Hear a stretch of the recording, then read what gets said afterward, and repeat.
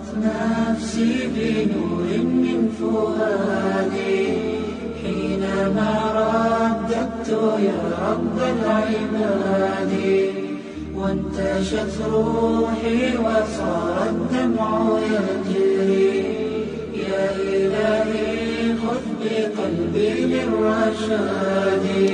بسم الله الرحمن الرحيم. الحمد لله رب العالمين والصلاة والسلام على أشرف المرسلين ونشهد أن لا إله إلا الله وحده لا شريك له ونشهد أن محمدا عبده ورسوله وخليله وصفيه وحبيبه صلى الله عليه وسلم. أيها الإخوة والأخوات السلام عليكم ورحمة الله وبركاته. Donc le thème de l'exposé de ce soir c'est le musulman et l'argent. Donc ce thème, ce titre, il peut regrouper énormément de choses. On pourrait penser à la zakat, l'aumône légale purificatrice. On pourrait penser aux sadaqat, aux aumônes en islam. On pourrait penser à un thème comme la richwa, les pots de vin, le fait de donner de l'argent au gouverneur, aux juges pour s'octroyer des faveurs. On pourrait penser à fiqh al-buyur, c'est-à-dire la jurisprudence, le droit islamique en ce qui concerne les transactions commerciales, la vente, le prêt, l'usure, le riba.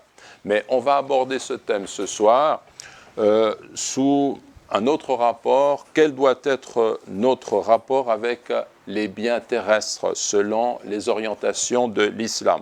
Donc, en fait, il s'agit de savoir comment est-ce que l'islam nous oriente pour apprendre à gérer nos biens sur terre. Alors, on peut commencer pour cela en abordant la question par une sourate, la sourate At-Takathur, c'est la sourate 102 du Coran, où Allah subhanahu wa ta'ala nous dit « Ba'da a'udhu billahi as-sami' al-'alim min ash-shaytan ar-rajim, alhaakum at-takathur hatta zurtumul maqabir » Ça veut dire, au nom de Dieu, le nom d'Allah, le très miséricordieux, le tout miséricordieux, la rivalité dans la surabondance vous distrait jusqu'à ce que vous visitiez les tombes.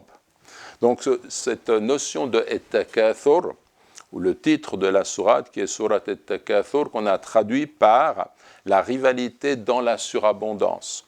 Donc ce terme, il a un sens qu'a défini notamment Ibn Abbas, radiyallahu anhu, et qui a dit At-Takathur, c'est le désir d'avoir de nombreuses richesses et de nombreux enfants. C'est rapporté d'après Al-Bukhari.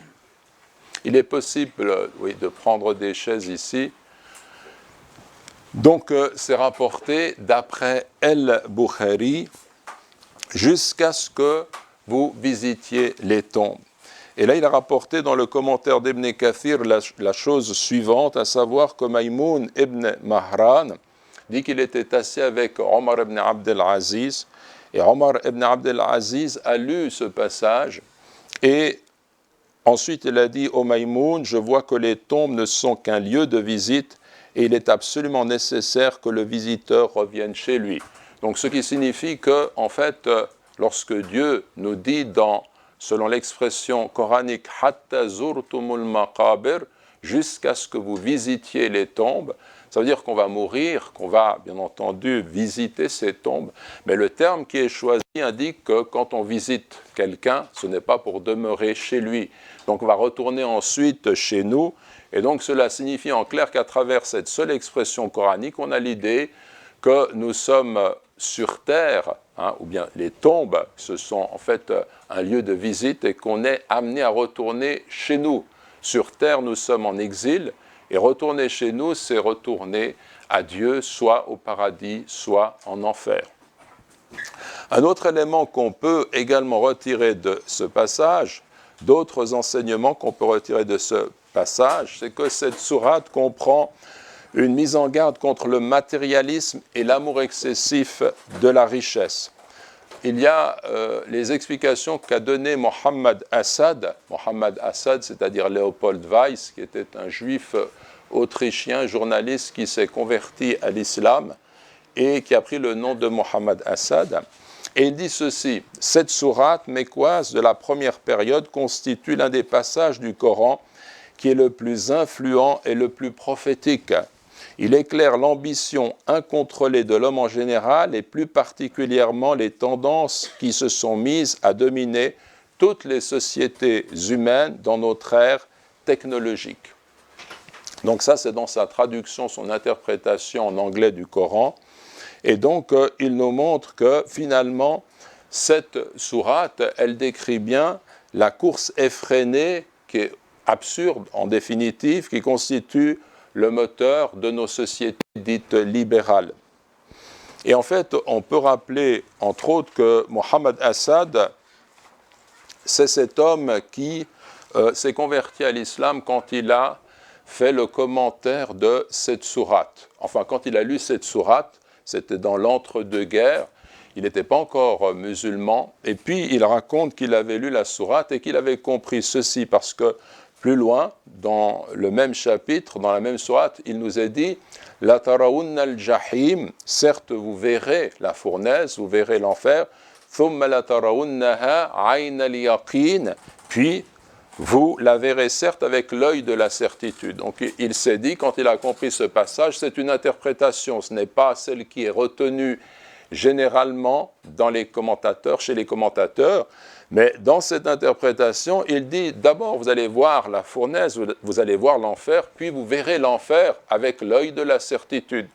Donc il y a une première vision qui est une vision terrestre. Et après avoir compris cette sourate de cette façon, il a pris le métro à Berlin en première classe, et puis il a vu les visages de ceux qui étaient là, dans ce métro.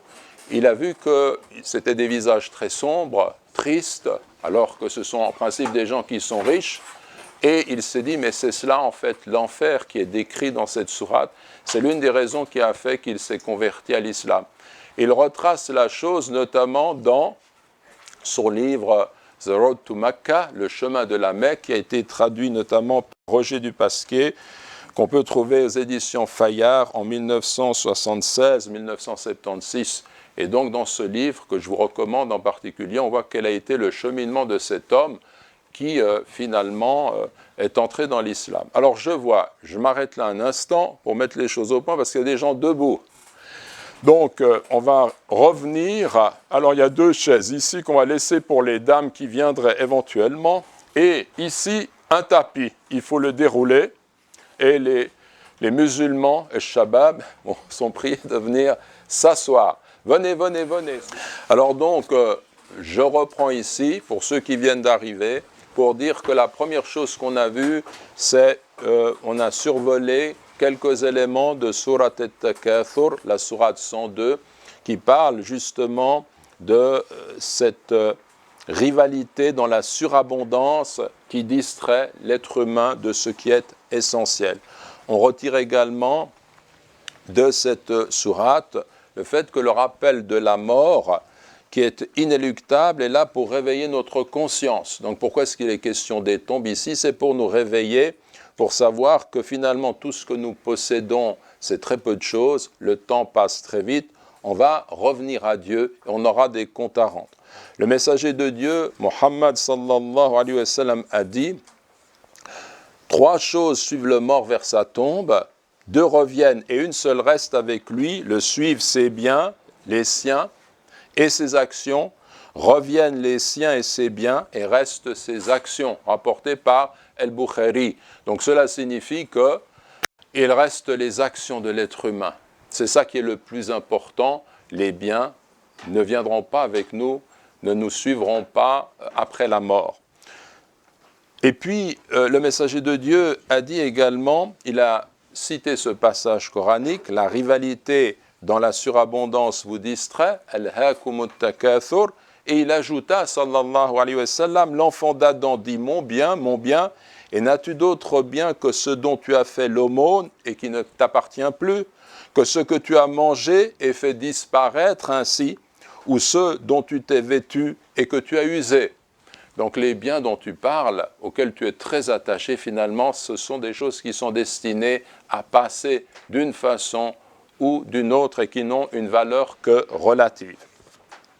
Alors l'islam va insister, et c'est un autre thème, sur l'acquisition. Comment est-ce qu'on va acquérir ces biens? Quelle est l'éthique qui touche cette question-là? Le prophète Mohammed sallallahu alayhi wa sallam a dit « Les hommes connaîtront un temps où l'individu ne se souciera pas de savoir d'où vient ce qu'il a obtenu, d'une source licite ou d'une source illicite. Donc, c'est intéressant comme parole parce qu'elle nous montre où nous allons, on y est déjà certainement, c'est-à-dire le fait qu'on aura affaire à des musulmans, des individus qui vont acquérir des biens sans se soucier de l'origine de ces biens. Ça pourrait être des choses qui sont illicites. Et donc, ça peut venir de profits usuraires, de malversation, du vol, du jeu, d'une injustice, du commerce de produits illicites et ainsi de suite. Pour l'homme qui va agir dans ce sens-là, est licite ce qui tombe dans sa main, quelle que soit la façon, et est illicite ce qu'il ne parvient pas à acquérir, quels que soient ses efforts. Donc il aura un critère, si ça me tombe dans les mains, c'est licite pour moi, et il n'aura pas d'autre jugement. Et donc ce qu'il faut savoir à travers cela, c'est que celui qui obtient des biens de façon illicite, d'abord, quand il va dépenser ses biens, il n'aura rien en retour. Quand il fera une aumône, il n'y aura pas de bénédiction dans cette aumône, elle ne sera pas acceptée. Et il va laisser ses biens à ses héritiers, par contre, il portera le poids des péchés qu'il a commis à travers les biens qu'il a acquis de cette façon-là. Par contre, l'homme qui va acquérir ses biens de façon licite, au contraire, quand il va dépenser une partie de ses biens pour ses proches, sa famille, dans le bon sens, eh bien, il sera récompensé. S'il fait une aumône, elle est acceptée. Et tout ce qu'il va entreprendre sera, en fait, rempli de baraka, de bénédiction, parce qu'il a acquis ce bien de façon licite. Un autre point qui nous est donné, d'ailleurs le prophète a dit à ce propos, sallallahu alayhi wa sallam, ni'mal malu salih lirrajuli salih, ce qui veut dire quel excellent bien que celui acquis honnêtement par un honnête homme. Un autre point, c'est en fait le fait qu'il est important de consommer des biens qui sont licites, et c'est un facteur qui permet de voir nos invocations exaucées.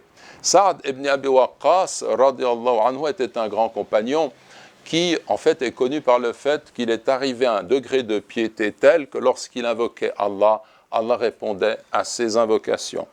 Et en fait, il avait demandé au préalable, au messager de Dieu, sallallahu alayhi wa sallam, qu'est-ce qu'il devait faire pour que ces invocations soient exaucées. Et le prophète, sallallahu alayhi wa sallam, lui a répondu, ne consomme que ce qui est pur, tu verras ton invocation exaucée. Hadith rapporté par At-Tabarani.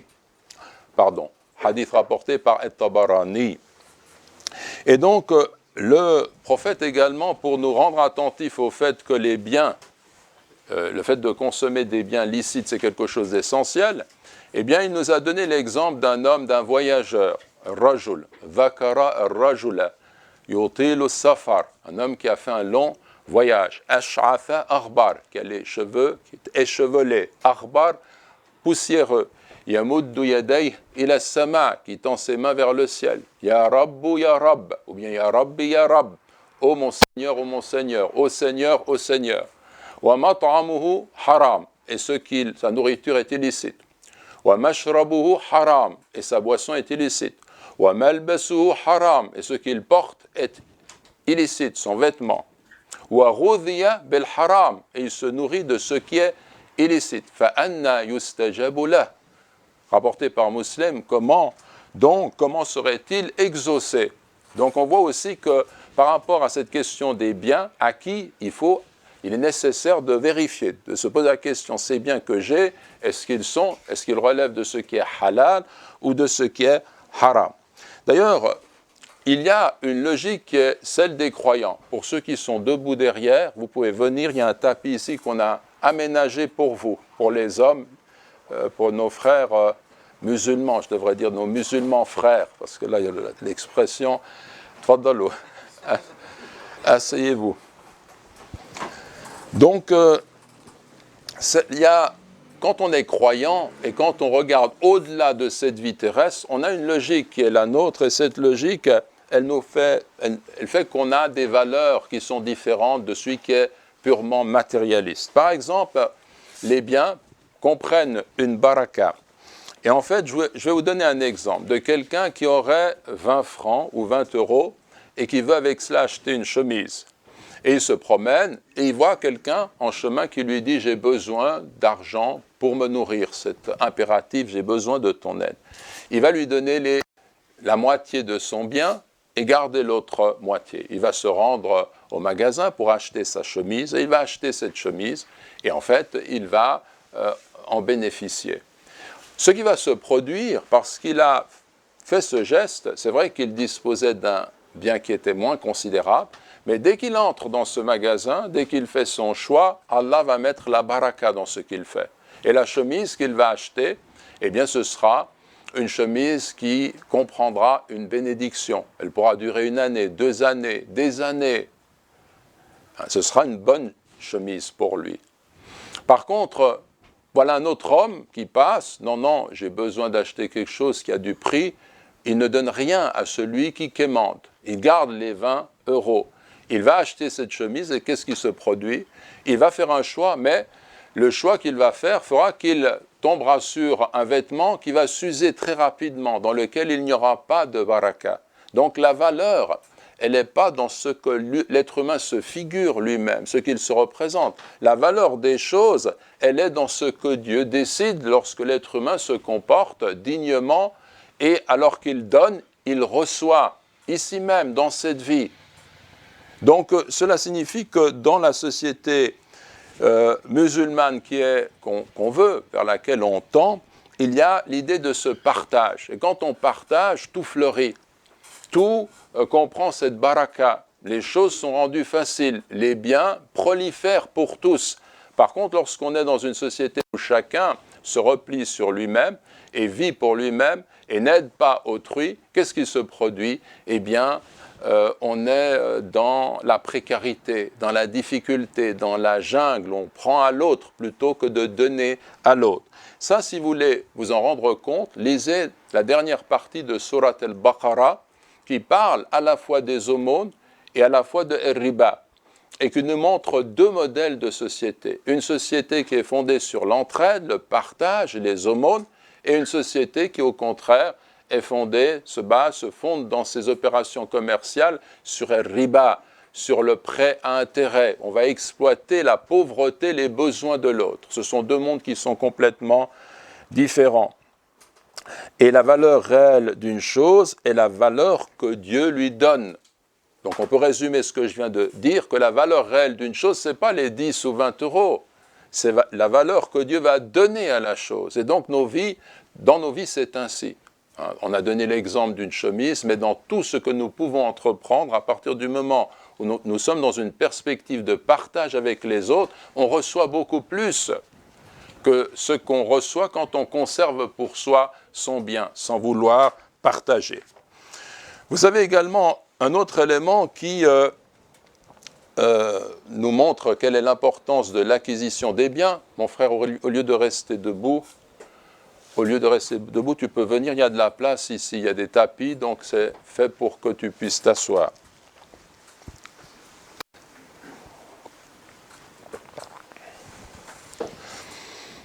Nous avons également donc un autre point concernant l'acquisition des biens et de leurs dépenses, c'est que Allah, à travers son prophète, sallallahu alayhi wa sallam, nous met en garde et nous rend attentifs qu'on sera interrogé. Il y a plusieurs traditions qui vont dans ce sens. Nous serons interrogés sur la façon dont nous avons acquis nos biens et comment nous les avons dépensés.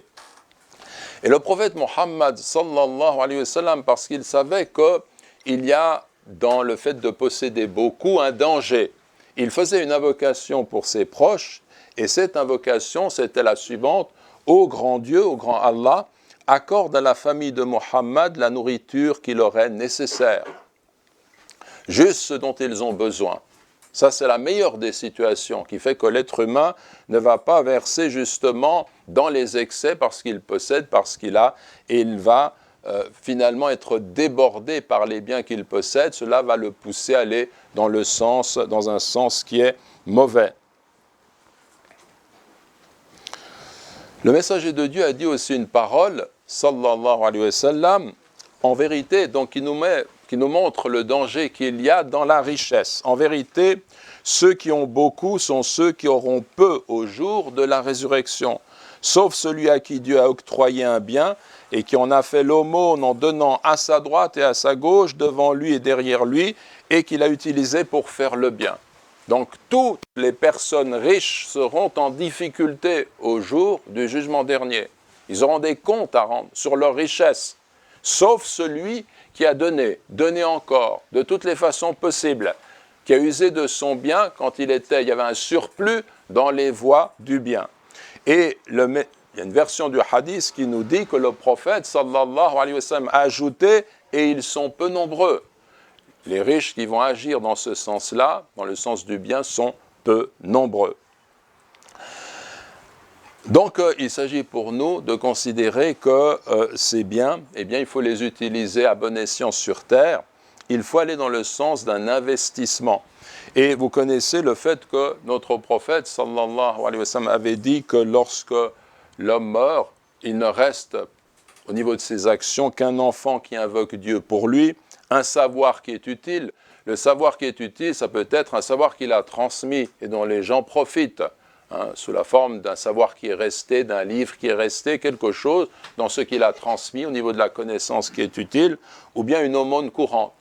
Et l'aumône courante, c'est une notion qui est importante parce qu'elle revient à donner une partie de son bien pour que cela reste après nous, comme quelqu'un qui construit un puits, qui fait en sorte de dévier de l'eau pour qu'il y ait un cours d'eau, ou bien qui bâtit une école ou une mosquée, un bien quelconque, des arbres, un verger, des arbres fruitiers, tout ce qui peut donner des fruits qui restera la propriété de la communauté après lui et qu'il donne ainsi, c'est une aumône courante. Et ça, c'est une chose à laquelle on devrait réfléchir les uns les autres. Un musulman devrait se dire, est-ce que je peux participer à une œuvre de ce type-là, c'est-à-dire donner quelque chose avec un objectif d'une chose qui reste et qui donnera après moi de façon continue, bien au-delà de moi, des résultats. Une récolte que je vais retrouver dans l'au-delà. Vous avez même également, par rapport à cette question de l'au-delà, du rapport à l'au-delà, une scène qui vous montre qu'un homme était entré au paradis alors qu'il n'accomplissait pas beaucoup de grandes œuvres. Et en fait, dans le hadith authentique que rapportait le Bukhari et Muslim, ce serviteur meurt et se retrouve devant son Créateur. Et Dieu lui dit, qu'as-tu fait dans le bas monde? Et il répond, ô mon Seigneur, tu m'as donné ce qui t'appartient. Je faisais du commerce avec les gens. Mon caractère, c'était de passer outre. Je facilitais les choses à celui qui était dans la difficulté et j'accordais un délai à celui qui était dans la gêne.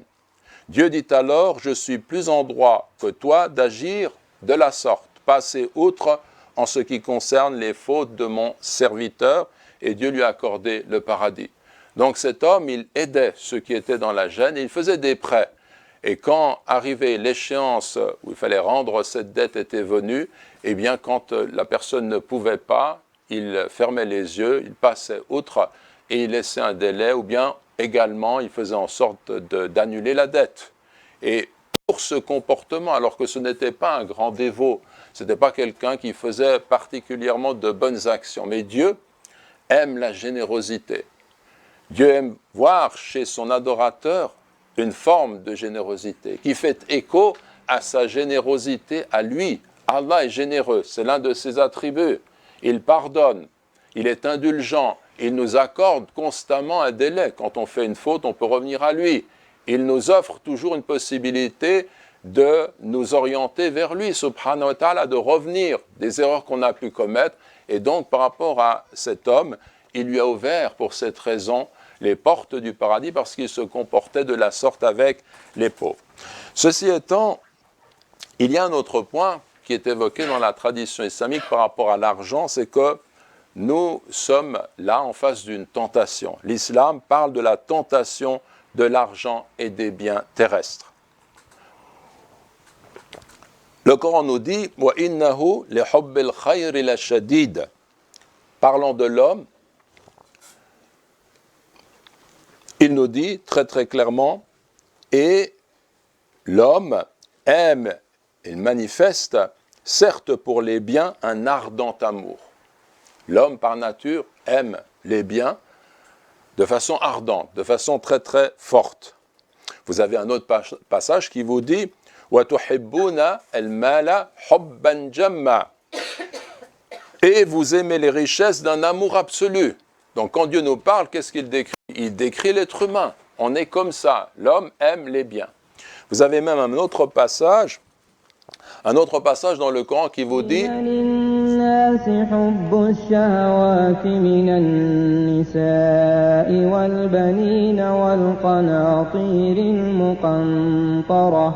والقناطير المقنطرة من الذهب والفضة والخيل المسومة والأنعام والحرث ذلك متاع الحياة الدنيا والله عنده حسن المآب. Qui nous dit, on a enjolivé aux gens l'amour des choses qu'ils désirent. Femmes, enfants, trésors, thésaurisés d'or et d'argent, chevaux marqués, bétail et champs. Tout cela est un objet de jouissance pour la vie présente, alors que c'est près de Dieu qu'il y a un bon retour.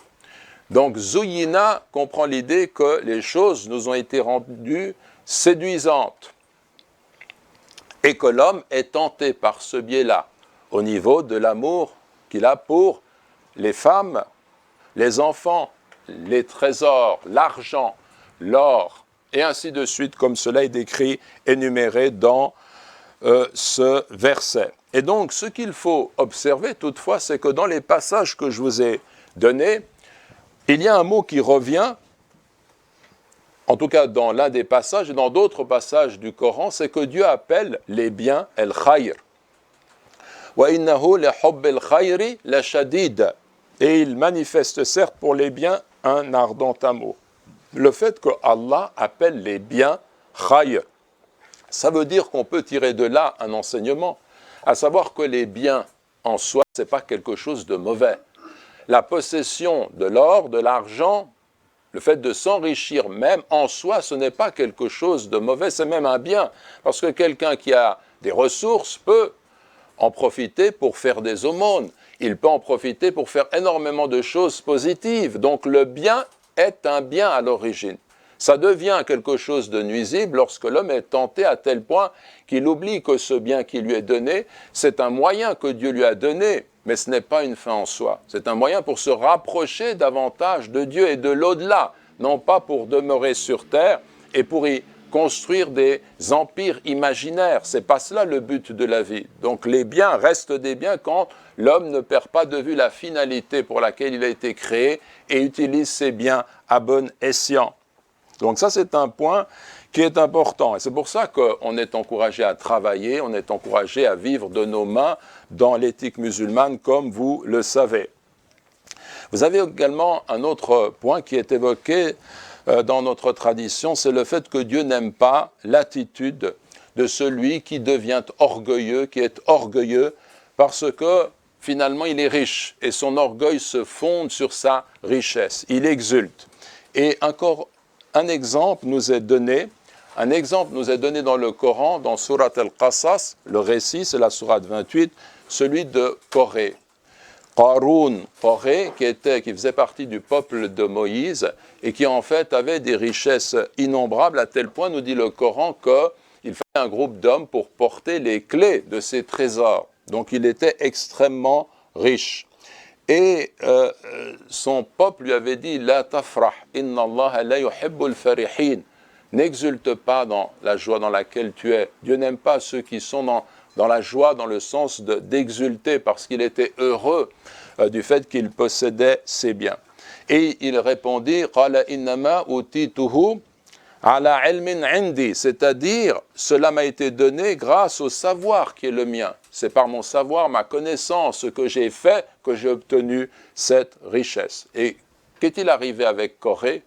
Eh bien, Allah s'est vengé de lui et il nous dit dans le Coran « Fakhasafna bihi wa bidarihi al-ard » ça veut dire « Nous fîmes donc que la terre l'engloutit, lui et sa maison ».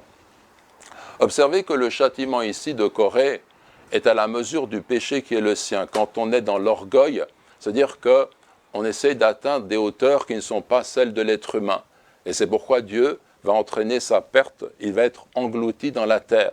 Le même phénomène va se produire notamment avec Pharaon. Pharaon qui voulait atteindre les sommets pour rencontrer le prétendu Dieu de Moïse, comme il disait lui-même. Mais en fait, Allah l'a englouti dans les flots. Et donc cela signifie qu'Allah n'aime pas voir chez l'être humain une forme d'orgueil. Et notamment quand cela repose sur le fait d'accumuler des richesses. Dans le Coran, il nous est dit également « Innama amwalukum wa awladukum fitna, wallahu indahu ajrun azim » c'est-à-dire vos biens et vos enfants ne sont qu'une tentation, alors qu'auprès de Dieu, il y a une immense récompense. On voit des gens déployer une énergie extraordinaire pour réaliser des bénéfices, travailler jour et nuit, le travail parce qu'ils ont un bon salaire, le salaire c'est quelque chose d'important, ils sont occupés du matin au soir pour accumuler des richesses, c'est vraiment le but de leur existence, finalement ils ne se rendent même plus compte qu'ils sont pris par ce tourbillon matérialiste et comme l'argent vient, ils en veulent toujours plus. Et en fait, la réalité de cela, c'est que ces gens-là deviennent extrêmement malheureux, alors que quand il s'agit de rendre à Dieu le culte, un culte, d'adorer Dieu, ils se traînent pour se rendre à la prière. Ça devient extrêmement pénible. Le vendredi, pour eux, c'est une occasion de perdre du temps entre deux plages où ils pourraient accumuler encore et toujours des richesses. Ils sont dans une logique, justement, dans la distraction, dans la recherche de la surabondance dont on a parlé au début de cet exposé. Moi, j'aime bien donner cet exemple que je répète du fait que s'il y avait à Genève une banque, Crédit Suisse ou l'Union de banques suisses, mais ça n'arrivera jamais, qui à 5 heures du matin vous dit on va ouvrir un guichet, et ce guichet, à 5 heures du matin, tous ceux qui s'y présentent, ils reçoivent 20 € gratuitement, ou 50 € gratuitement. Imaginez la queue, la procession de gens qui se rendraient à 5 heures du matin devant le guichet pour obtenir ces 20 € ou ces 50 €. Parce que 50 € c'est quelque chose. Ils seraient réveillés à 4 heures du matin, 4h30 pour aller là-bas. Par contre, l'idée de se réveiller le matin au Fajr, ou bien 1 heure avant le Fajr, une demi-heure avant le Fajr, pour obtenir les hasanat qui, elles, nous permettent d'acquérir des fruits qui sont éternels. Les 50 €, ça passera, c'est fini. Ça va être usé dans cette vie. Mais quand je suis dans le rapport à l'éternel, la récompense est éternelle. Comment se fait-il que les hommes n'aient pas l'intelligence, les femmes n'aient pas l'intelligence de se saisir des occasions que représentent ces fins de nuit pour se rapprocher davantage d'Allah subhanahu wa ta'ala. Il faut quand même réveiller nos consciences. Il faut quand même faire en sorte de nous dire, mais nous devons absolument nous réveiller et prendre conscience de la futilité des choses de la vie relativement à l'au-delà, mais de leur importance parce qu'elles constituent notre cheminement vers Dieu. C'est pour ça que c'est important la vie, parce que c'est un cheminement vers Dieu. Il faut y vivre correctement et noblement. En fait, l'islam va plus loin et nous enseigne également que l'argent, l'or, peut devenir une idole. Et on le voit à travers les expressions dont se sert notre prophète, sallallahu alayhi wa sallam. Mon frère, tu peux venir, il y a encore de la place ici pour t'asseoir. Dans un hadith authentique, le prophète nous dit, sallallahu alayhi wa sallam, Ta'isa abdu dinar wa dirham wal qatifa wal khamisa. Ça veut dire que périsse l'esclave du dinar et du dirham, du satin et de la soie. L'expression qu'il utilise, abd, c'est bien qu'on dit Abdullah, l'adorateur, le serviteur de Dieu, le serviteur de Dieu. Et donc là, le messager de Dieu, sallallahu alayhi wa sallam, utilise à dessein ce terme abd pour nous dire que l'homme peut en venir à adorer l'argent. Et alors, ce qui est intéressant par rapport à cet être humain, c'est que cette adoration de l'argent fait que l'argent devient son Dieu. Il est fasciné par l'éclat de l'or, il aime pour l'argent, déteste pour l'argent, il est l'allié de qui défend son bien, serait-ce par le vol et l'usure, et il est l'ennemi de celui qui menace son bien, serait-ce pour rendre justice et donner ce qui est dû aux pauvres. À partir du moment où l'argent devient le Dieu, il devient le maître, et c'est à partir de cet argent que je vais établir mon échelle de valeur. Celui qui m'aide à obtenir ce bien, eh bien c'est mon allié. mais celui qui veut me prendre une partie de mon bien, serait-ce pour la zakat ou pour des aumônes, quelque chose qui va me déposséder de cet argent que j'aime par-dessus tout, ça va devenir quelqu'un qui est mon ennemi. Vous voyez, cette notion-là, elle est intéressante parce que dans l'islam, nous sommes éduqués justement pour faire de l'argent un serviteur et non pas un maître. L'argent est un mauvais maître, mais un bon serviteur, comme on dit. Alors que dans les sociétés libérales aujourd'hui, on a une autre perspective. En fait, on travaille essentiellement pour amasser un bien, pour posséder des biens, pour étendre son pouvoir et sa richesse.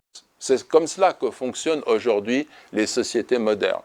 Et ces sociétés qui prétendent être en avance sur la civilisation islamique, quand on regarde bien, elles nous entraînent plutôt à aller dans le sens de la barbarie, justement de cette adoration des biens matériels, de l'or. Posez-vous la question, pourquoi est-ce que quelqu'un comme Sisi est reçu dans les capitales européennes, à Paris, par Macron, en Allemagne, par Angela Merkel? Pourquoi est-ce qu'il est reçu? La réponse, elle est très claire. Tous ceux qui analysent ce qui se passe, eh bien, ils voient qu'elle est reçue parce qu'il y a des opérations commerciales, notamment la vente de matériel militaire, hein, et ça se compte dans des chiffres qui sont énormes. Et on va recevoir ici, justement, parce que cela va favoriser l'économie libérale des nations européennes, et parce que c'est ça le critère qui détermine les positions qu'on va avoir. Donc l'argent, l'or, le commerce, c'est la valeur suprême. Et on a un exemple qui est encore plus proche que cela, qui nous montre vraiment cette réalité, c'est le fait de voir que l'Iran avait réussi à obtenir un accord en 2015 avec les États-Unis et 6 autres puissances sur le nucléaire. Donc on était arrivé à cet accord. C'était du temps d'Obama. Arrive Trump, et Trump, lui, qui est complètement téléguidé par les lobbies sionistes avec lesquels il travaille, eh bien, lui, il remarque que l'Iran a récupéré 1,7 milliard de dollars en cash, alors que les États-Unis, a-t-il répété, n'ont rien retiré de cette affaire. Et donc, il décrète que l'Iran, non, en réalité, cet accord ne vaut rien. L'Iran, ça reste une menace pour l'Amérique, pour Israël, et donc il faut aller remettre en cause cet accord. Et donc, il a remis en cause cet accord, comme si lui, Trump, avait découvert que les décisions prises par Obama, par ces autres puissances, étaient absurdes et que l'Iran restait un danger. Je ne défends pas, il faut bien me comprendre. L'Iran, quand je parle de l'Iran ici, je ne suis pas à défendre l'Iran en tant que gouvernement. Pour moi, ce gouvernement iranien a commis de très graves erreurs, et commet de très graves erreurs, notamment lorsqu'il vient en aide du régime de Bachar el-Assad contre une population qui s'est soulevée pour obtenir sa liberté. Donc ça, c'est tout à fait clair. Mais il n'en reste pas moins vrai que ce qui est intéressant dans cet exemple, c'est qu'un accord est signé avec les puissances, et puis ensuite, une nation, les États-Unis, sous les pressions sionistes, décide de remettre en cause cet accord.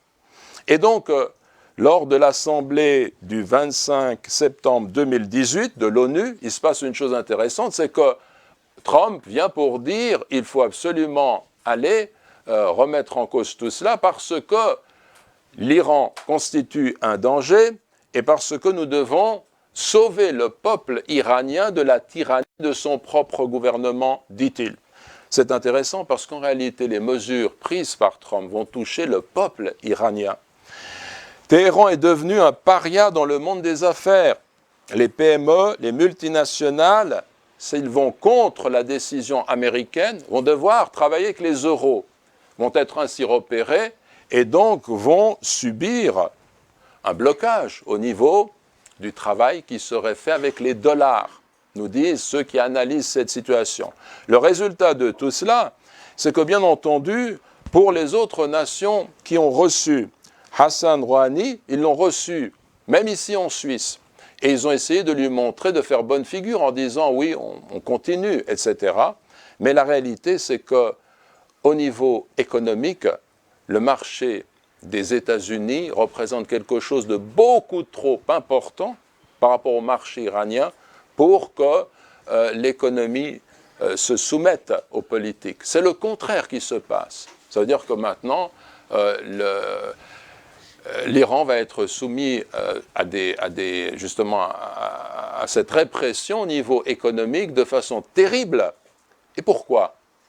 Au nom de quel principe ? Donc, si je vous donne cet exemple, c'est pour vous dire que nous sommes arrivés dans un monde aujourd'hui où l'économique, où tout ce qui relève de la finance, c'est le réel pouvoir. On adore l'argent, on adore l'or, c'est ça qui fonde des valeurs. On peut remettre en cause des traités qui sont signés simplement parce que, précisément, et même au niveau européen, au niveau des capitales européennes, au niveau des multinationales, tout est remis en cause.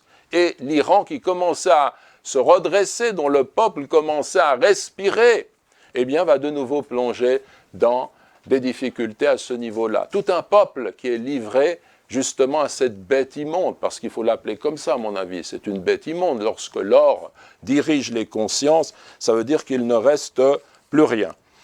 Donc ça, c'est un élément qui est important. El-Hassan el-Basri a dit également, pour montrer que l'argent peut devenir une idole, chaque communauté a une idole qu'elle adore, et l'idole de cette communauté, c'est le dirham et le dinar. Bien entendu, on a parlé des nations occidentales, mais que dire de ces princes des pétromonarchies qui aujourd'hui suivent le mouvement des lobbies financiers contre l'intérêt de leur propre peuple dans le Hijaz, en Égypte et ailleurs. Donc ça, c'est aussi un débat qu'on pourrait ouvrir. Je vais poursuivre encore un peu en posant la question suivante. Comment échapper à ce piège et quel modèle est-ce que l'on peut suivre justement pour échapper au piège que représente la tentation de l'or et de l'argent? Et là, on peut suivre le modèle et l'exemple que nous ont laissé le prophète sallallahu alayhi wa sallam et les compagnons. Par rapport au prophète, je vous donne un exemple. C'est lorsqu'il était près de mourir, il s'était adressé à Aïcha. Il avait chez lui 7 ou 9 dinars, donc des pièces d'or. Quelque chose qui n'était pas trop important. Et il avait dit à Aïcha de faire l'aumône de ces pièces. Elle avait oublié parce que comme il était malade, elle s'occupait de lui.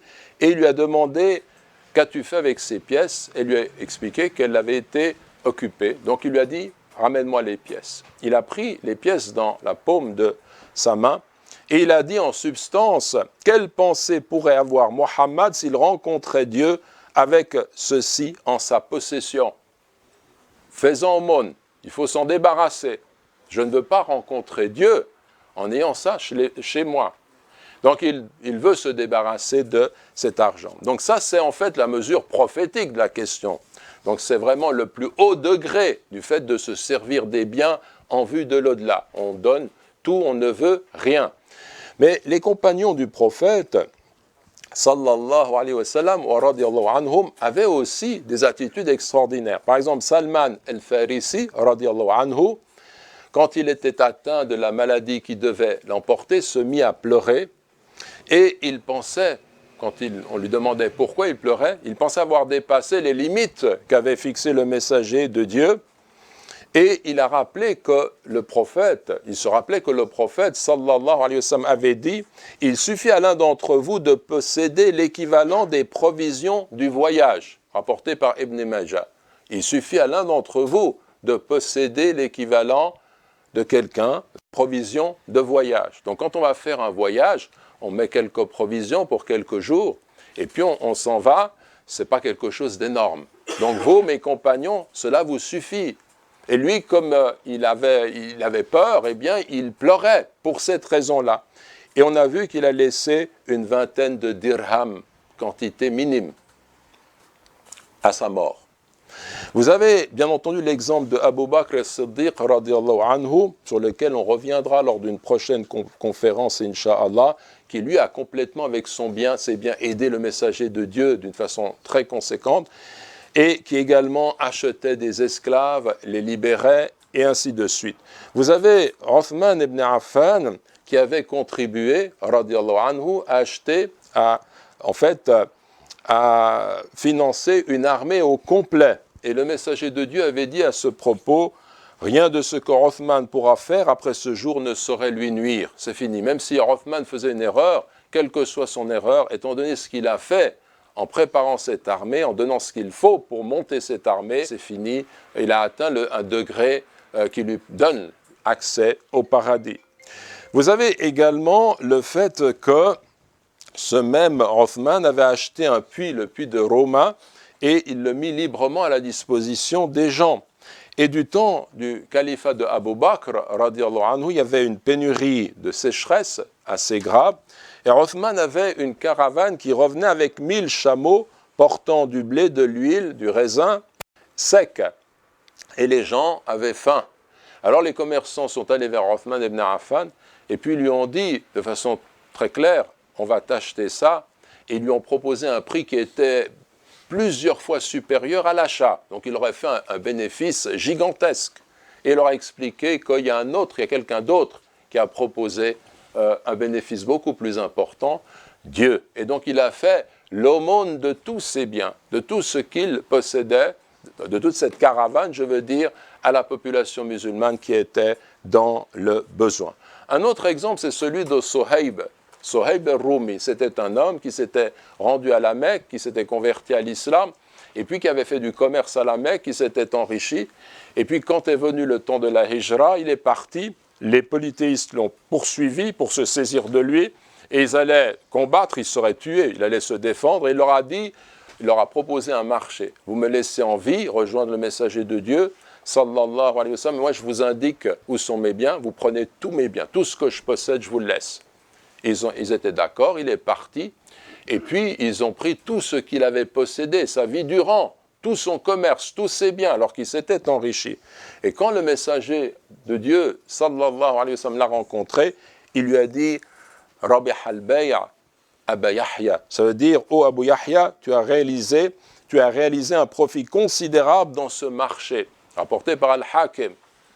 Et il a répété cette parole, et il l'a accueilli souriant, et heureux de voir que cet homme, eh bien, avait tout donné pour la cause de l'islam. Donc, voyez mes frères et sœurs en islam, ce que l'on peut relever à travers ces exemples, c'est le fait que ces compagnons, ils sont pour nous un modèle. Et la voie qu'on peut suivre, nous, eh bien, c'est une voie qui va dans ce sens-là. Pour autant, l'islam tient compte de nos faiblesses, il tient compte de la réalité qui est la nôtre, et il nous demande simplement d'établir un équilibre, de garder ce qu'il faut pour cette vie, pour vivre dans les meilleures conditions, et donner le surplus, ou quelque chose de ce surplus, pour gagner notre place au paradis. Et cela, on le voit dans le Coran qui nous dit « وَابْتَغِ فِي مَا أَتَاقَ اللَّهُ الدَّارَ الْآخِرَةَ وَلَا تَنْسَ نَصِيبَكَ مِنَ الدُّنْيَا وَأَحْسِنْ كَمَا أَحْسَنَ اللَّهُ إِلَيْكَ » Ça veut dire, et recherche à travers ce que Dieu t'a donné la demeure dernière, et n'oublie pas ta part en cette vie, et sois bienfaisant comme Dieu a été bienfaisant envers toi. Vous avez dans cette parole énormément d'enseignements. N'oublie pas ta part en cette vie. L'islam, il ne nous demande pas de tout donner dans le sens où on se retrouve complètement démuni, sans rien. Ça, c'est maqam al-anbiya wal-awliya, la place qu'occupent des gens tout à fait exceptionnels qui sont pour nous des modèles. Certains suivront encore ces modèles, mais en règle générale, nous avons, nous, à établir cet équilibre. Dieu nous dit, recherche en ce que Dieu t'a donné. Vous voyez, tout est dans ce passage. En ce que Dieu t'a donné, c'est un moyen, la demeure dernière. Mais n'oublie pas ta part en cette vie. Un autre point qu'on pourrait également mettre en avant de conclure, c'est que finalement cette richesse, est-ce que c'est le signe de l'agrément de Dieu? Est-ce que la pauvreté, c'est le signe que quelqu'un est écarté de la miséricorde divine? En réalité, comme vous le savez, ce ne sont pas des signes. Le signe de l'agrément de Dieu, c'est de voir un homme suivre la voie que Dieu a tracée, faire le bien et s'engager dans la voie de l'islam, à tous les niveaux. Quand on voit cet homme-là, c'est le signe que Dieu est satisfait de lui, qu'il soit riche ou pauvre. Et le signe que quelqu'un est rejeté de cette miséricorde, c'est de le voir par exemple désobéir, faire du mal, s'enrichir et continuer sur cette voie, être laissé à lui-même. Ou bien la même chose s'il est pauvre et continuer dans le sens du mal. Un jour, un homme passa près du messager de Dieu, sallallahu alayhi wa sallam, et il interrogea quelqu'un à ses côtés, « Que penses-tu de celui-là » C'est un homme, lui dit-il, qui fait partie des nobles gens, qui est digne d'être marié, s'il fait une demande en mariage, et s'il intercède de voir son intercession, acceptée. Alors le messager de Dieu se tut. Puis un autre homme passa et il demanda, « Que penses-tu de celui-ci » Il répondit, « C'est un homme qui fait partie des pauvres parmi les musulmans. Il n'est pas digne d'être marié s'il fait une demande en mariage et s'il intercède de voir son intercession refusée. Et s'il parle de ne pas être entendu. » Donc parce qu'il a cette condition-là, on va vraiment faire peu de cas de cet individu. Et le messager de Dieu déclara, sallallahu alayhi wa sallam, « Comme vous le savez, celui-ci vaut mieux que la terre remplie de celui-là. » Al-Bukhari et Muslim. Cet homme pauvre, déconsidéré à la vue des êtres humains, il vaut mieux parce que c'est un homme de foi, de piété, il a une relation forte à Dieu, il fait le bien. Et cet autre qui est riche en apparence, eh bien c'est quelqu'un, il est en train de dire qu'il vaut peu de choses du fait de son manque de piété, il n'a pas vraiment un lien avec son Créateur. Donc ça c'est un point qui est aussi important sur cette question de la pauvreté et de la richesse qu'on peut mettre en avant. J'aimerais terminer en vous citant quelques paroles de Abd al-Qadir al-Jilani, qui est ce grand sage musulman qui, lui, nous a montré la voie qu'on pouvait suivre et qui nous parle et nous dit quel est le comportement qu'on peut avoir avec les pauvres. Il nous dit ceci, « Consolez les pauvres en leur donnant une part de vos biens. Ne renvoyez jamais un quémandeur alors que vous avez en votre pouvoir de lui donner quelque chose, peu ou prou. Agissez en plein accord avec le vrai. À lui la puissance et la majesté, dans son amour pour le don. Remerciez-le pour vous avoir rendu digne et capable de donner. Malheur à toi, si le quémandeur est un cadeau de Dieu, à lui la puissance et la majesté, alors tu as la possibilité de lui donner. Comment donc en viendrais-tu à rendre son cadeau à celui qui te l'a offert ?» Cet homme qui se présente à toi, qui te demande, c'est en fait un don que Dieu met sur ton chemin. Et le fait de rejeter le pauvre, au lieu de lui donner, de le rejeter, de le mettre de côté, c'est quelque chose qui est une grave erreur que peut commettre l'être humain.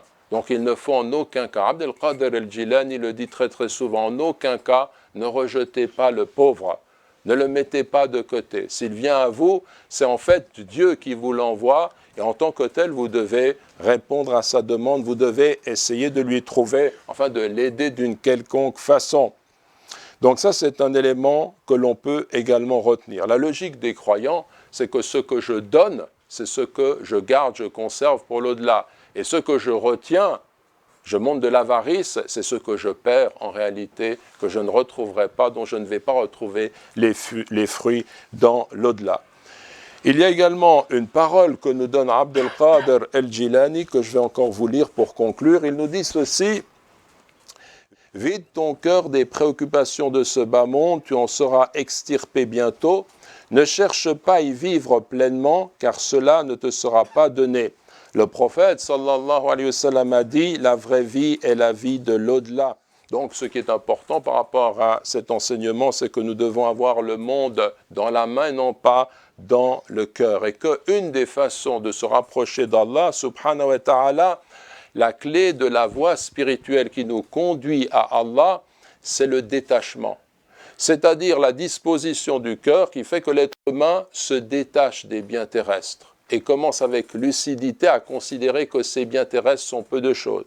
Ça veut dire que l'homme peut travailler en ce monde pour acquérir des biens qu'il tient dans sa main, mais il doit être très attentif au fait que ces biens ne doivent pas coloniser son cœur, accaparer son esprit, manger sa vie, faire de lui l'esclave de ce qui est matériel. Il faut se réveiller. La clé de la voie spirituelle, c'est ça, c'est de se débarrasser de cet attachement aux biens terrestres et de se tourner avec son cœur résolument vers Allah subhanahu wa ta'ala. Lorsque quelqu'un est en difficulté matérielle, qui justifie qu'il demande une aide, il a le droit de demander une aide qui correspond à ses besoins. Dans l'islam est instaurée la zakat et les aumônes pour cette raison-là, qui revient à 8 catégories de personnes, dont les pauvres et les indigents. Quand on est dans un État islamique ou dans une communauté islamique, on a normalement la zakat, on donne nos biens selon des règles extrêmement précises. Je vous signale qu'on a traité la question de la zakat pendant plusieurs semaines ici même au Centre islamique de Genève. Les mardis soirs à 20h, on a une réunion, une rencontre tous les mardis soirs. D'ailleurs, tout le monde est invité à participer à ces réunions. Et là, on avait abordé ce thème de la zakat de façon un peu plus profonde. Et en fait, cela signifie que dans la communauté musulmane, il y a des biens qui sont dus sur ce que nous possédons pour être donnés aux pauvres. Et donc, dans ce cas-là, on a des pauvres, on a des gens qui sont dans la nécessité, dans le besoin, nous devons les aider. Et il n'y a pas de mal pour ces personnes-là à demander de l'aide au niveau social, au niveau communautaire, au niveau des aumônes en règle générale. Est-ce qu'il y a d'autres remarques? On va peut-être changer. Oui, tfadal. C'est clair qu'un musulman qui fait ce genre de commerce et puis qui va donner à une dame, vendre un produit dont elle n'aurait pas besoin, donc normalement là il doit s'orienter selon une éthique précise en lui disant très clairement ce qu'il en est du produit. Parce qu'il y a une règle dans Fiqh al-Buyur, quand on vend, on achète, c'est qu'on doit décrire l'objet qui est vendu. Et on doit dire ce qu'il est. Donc normalement, la personne qui va acheter l'objet doit le voir. Et si l'objet ne lui est pas présenté directement, elle doit avoir une description extrêmement précise avec toutes les fonctionnalités de l'objet, voir ses défauts quand il y a des défauts dans l'objet. C'est à ces conditions-là que la vente est valable. Par contre, si quelqu'un vend un produit sans expliquer ce qu'il contient de façon précise, et dans ce cas, la vente n'est pas valable déjà par principe. Donc s'il va vendre un produit que la personne paye de façon excessive parce qu'il comprend en fait des éléments dont elle n'a pas besoin, selon l'éthique musulmane, la vente peut être remise en cause parce que la personne n'a pas une idée très claire du produit qu'elle a acheté. Oui. Quant à celui qui te demande, ne le repousse pas. Voilà une proposition générale. ليس عليك هداهم ولكن الله يهدي من يشاء وما تنفقوا من خير فلأنفسكم. Ce n'est pas à toi de les guider, mais Dieu guide qui il veut. Et ce que vous donnez comme bien, vous le faites pour vous-même. Ce verset dans Sourate Al-Baqarah est donné à partir du moment où quelqu'un avait demandé est-ce qu'on peut donner des sadaqat à des non-musulmans. Et la réponse dit c'est pas à toi de les guider, mais Dieu guide qui il veut. Et ce que vous donnez comme bien, vous le faites en fait pour vous-même. Donc si on retire de ce passage que quand je vais donner un bien à un non-musulman, même s'il est non-musulman, je peux le faire. Je peux lui faire une aumône. Et je le fais pour moi-même en fait parce que j'aide une créature de Dieu. Aider une créature de Dieu, c'est demandé dans l'éthique musulmane de façon évidente. Donc en règle générale, toute personne qui me demande, je donne. Maintenant, bien entendu, la zakat officielle revient aux musulmans. Et puis quand on fait des aumônes, il y a des priorités qu'il faut respecter. Si on a une communauté qui est dans le besoin, je vais orienter ma zakat plutôt en faveur de ceux qui dans ma communauté sont dans un besoin. Mais ça ne m'empêche pas aussi d'aider les autres.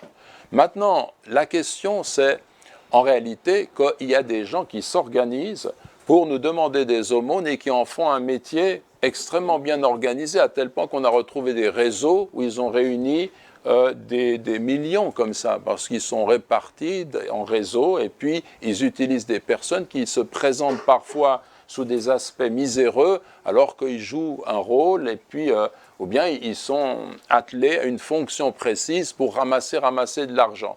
Alors, moi, tant que je ne sais pas ça, et je vois quelqu'un qui dans son aspect est en difficulté, et je n'ai pas connaissance de ça, si je donne et je le fais avec une bonne intention, je suis récompensé pour ça. Mais si je commence à percevoir une autre réalité et j'ai les moyens de déceler qu'il y a un réseau et que j'ai des preuves ou j'ai des indices très fort, à ce moment-là, je m'abstiens de donner, parce que je ne dois pas encourager ce type d'activité qui est une forme de vol organisé, sous prétexte de mendicité. Donc il faut tenir compte de tous ces facteurs-là. Mais moi, par exemple, si je sors dans la rue puis je vois quelqu'un qui me demande « Est-ce que j'ai le temps de savoir, est-ce que j'ai les moyens de savoir exactement s'il est vraiment dans le besoin ?» Si son aspect le montre, si je vois que c'est vraiment le cas, je peux donner fissabilillah et je suis récompensé pour cela. Je vous propose, il y a le azan, il restera 5-10 minutes après, je réponds après le azan, Inch'Allah. Alors, par rapport à cette question-là, la réponse que l'on pourrait apporter, mais moi je vous invite aussi, si vous avez des idées, hein, c'est un débat, on est en famille, on parle les uns les autres, parce que c'est une question qui, comme pour notre sœur, vos questions mériteraient des développements beaucoup plus importants que ce que je dis moi en quelques minutes. C'est vraiment des questions qui peuvent nous faire réfléchir et qui sont en fait au cœur de tout ce qu'on a dit ce soir, parce que finalement, par rapport à tout ce qu'on a dit, eh bien, ce n'est pas simplement un constat qu'il faut faire, c'est de se dire, mais moi, je me situe où par rapport à cela? Et j'ai essayé de donner une voie en montrant ce que vivaient les compagnons, comment on peut suivre leur modèle, nous, et nous encourager à aller dans ce sens du don. On a une autre réponse qu'on a donnée tout le long de cet exposé, c'est de parler de la mort, parce que c'est l'idée de mourir bientôt qui relativise tout ce que je possède. Il faut se rendre compte que le temps passe très vite, que nos vies passent très vite. Moi, je donne souvent cet exemple, que je répète. Imaginez quelqu'un qui va mourir dans quelques heures et qui possède de l'or, des pépites et des diamants. La pépite, hein, si on vient juste avant sa mort et on lui met dans la main une pépite, un gros diamant qui vaut une fortune, ou bien une pépite d'or, pour lui, parce qu'il va mourir dans 2 heures ou 3 heures, ça c'est du charbon, c'est fini, c'est de la poussière. Abdelkader el-Jilani nous dit, en fait, pour te détacher du monde, il faut que pour toi, l'or et la poussière, tu finisses par considérer que c'est la même chose. Ça n'a pas plus de valeur, c'est relatif à la vie terrestre. Mais quand je vais mourir, et je vais mourir bientôt, et la mort arrive, et c'est déjà là, et c'est quelques heures, le temps passe très vite. Donc c'est le remède à cela, fondamental, c'est un éveil de la conscience. Lorsque l'être humain se sort de l'illusion de la vie, parce que la vie c'est comme un cours d'eau qui t'emporte et toi tu es là et tu avales et avales des vagues et des illusions. Mais si tu prenais le temps de sortir du cours d'eau, de t'interroger sur son parcours, où il va, d'où tu viens, où tu vas, et de voir que tu es déjà là-bas, tu es déjà au terme. C'est fait, c'est fini, on est déjà mort. On est déjà mort. Donc, ça veut dire quoi? Ça veut dire qu'à partir de ce moment-là, personne, tout d'un coup, va voir sa conscience s'éveiller.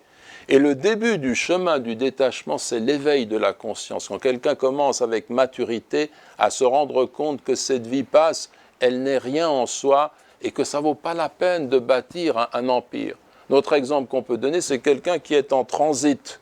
On a dit tout à l'heure, au début de l'exposé, que Omar ibn Abdelaziz nous parle et nous montre que on visite les tombes. Donc on va retourner à notre patrie, on va retourner à ce qui est essentiel dans l'au-delà.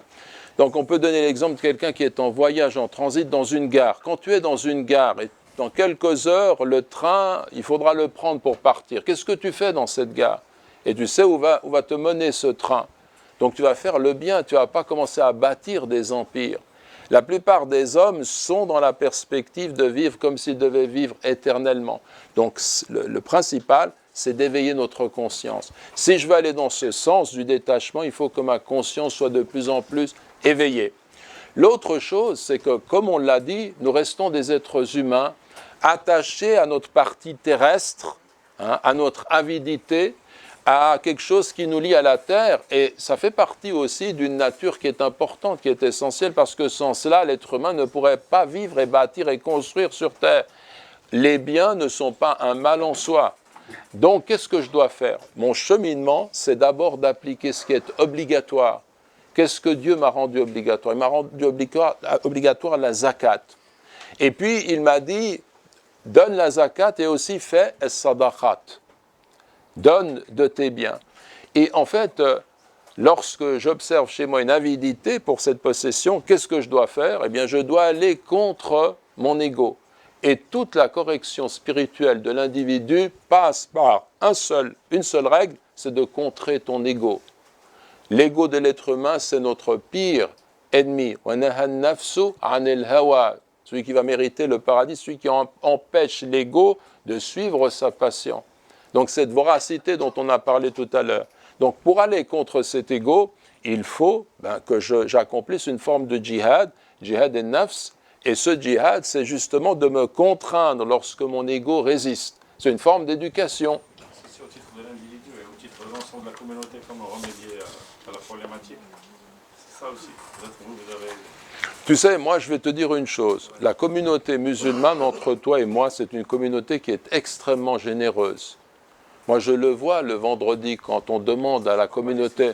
De nos pays musulmans, l'Égypte, le Maroc, tout ça. Moi, je suis originaire du Maroc, je sais comment ça se passe là-bas, je sais les gens, les valeurs auxquelles ils sont attachés.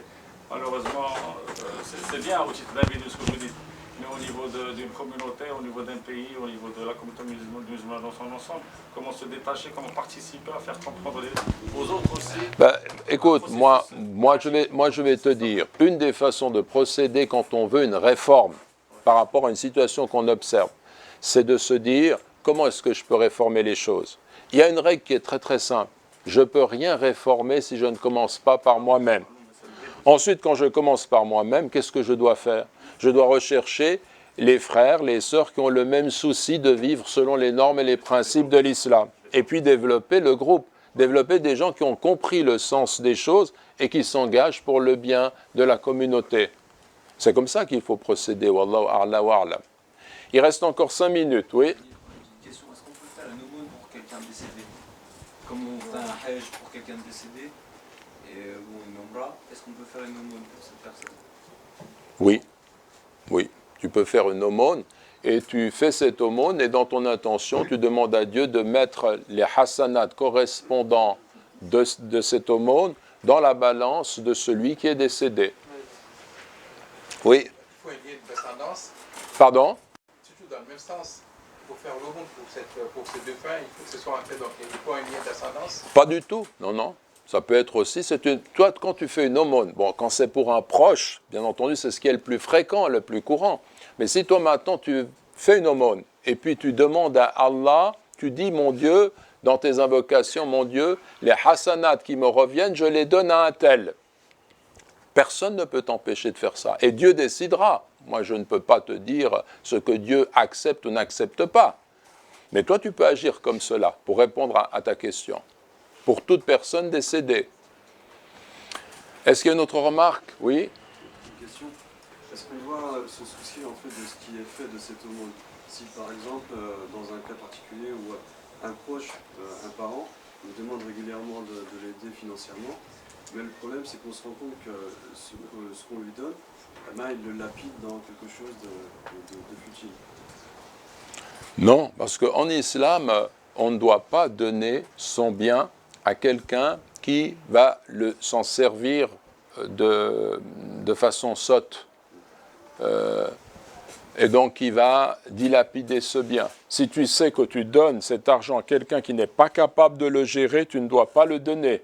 Parce que tu vas être responsable de la perte de ce bien qui aurait pu être profitable à un autre niveau. Tu as la responsabilité de cela. Mais ça ne veut pas dire en revanche que tu vas abandonner cette personne qui aurait besoin de toi. Il y a des personnes qui ne peuvent pas gérer le bien eux-mêmes, mais dont tu peux t'occuper en gérant pour eux ce bien, en faisant en sorte qu'un autre gère ce bien et les aide, sans leur livrer la somme qu'ils vont dilapider. Est-ce qu'il y a une autre remarque? Wallahu a'la wa a'lam. Oui? Si quelqu'un nous offre quelque chose qu'il a eu de manière illicite, on a le droit d'accepter? À partir du moment où tu sais que ce qu'il a obtenu est illicite, tu ne l'acceptes pas par principe. Tu sais qu'il a volé quelque chose, tu n'acceptes pas. Au contraire, tu vas lui dire, il faut rendre ce bien là où tu l'as pris, tu dois corriger ce que tu fais, et pour cette raison, je n'accepte pas ce bien qui ne peut pas être béni de cette façon-là. Par contre, il y a une autre situation où quelqu'un aurait reçu un bien, et puis il a utilisé ce bien. Puis par la suite, il apprend que ce bien n'était pas acquis de façon licite. Dans ce cas-là, le péché revient à celui qui l'a mal acquis, mais lui, le fait qu'il ait utilisé ce bien, ne porte aucun péché, parce qu'il ne le savait pas. Wallahu a'la wa a'lam. Voilà, donc on va نختم بالدعاء إن شاء الله وجزاكم الله خيرا. اللهم اغفر لنا ذنوبنا إنك أنت الغفور الرحيم وارحمنا إنك أنت الرحمن الرحيم وتب علينا إنك أنت التواب الرحيم. ظلمنا أنفسنا وإن لم تغفر لنا وترحمنا لنكونن من الخاسرين. اللهم إنا نسألك حبك وحب من يحبك والعمل الذي يبلغنا حبك. اللهم إنا نسألك الهدى والتقى والعفاف والغنى وفعل الخيرات وترك المنكرات وحب المساكين يا رب العالمين. اللهم اغفر لنا ذنوبنا إنك أنت الغفور الرحيم. اللهم ارحم والدينا يا أرحم الراحمين، والدي والدينا يا ذا الجلال والإكرام، وانصر المسلمين والمجاهدين في كل أرض، وارحم المستضعفين في كل أرض يا ذا الجلال والإكرام يا ذا الجلال والإكرام. اللهم ارحم والدينا يا أرحم الراحمين، والدي والدينا يا ذا الجلال والإكرام. اللهم بارك لنا في أموالنا وأرزاقنا وذرياتنا وأعمالنا وأعمارنا يا رب العالمين يا ذا الجلال والإكرام. وصل اللهم على النبي محمد وعلى آله وصحبه وسلم تسليما كثيرا. سبحانك اللهم وبحمدك نشهد أن لا إله إلا أنت نستغفرك ونتوب إليك والحمد لله رب العالمين وجزاكم الله خيرا. Merci pour votre présence وجزاكم الله خيرا. من فؤادي حينما رددت يا رب العالمين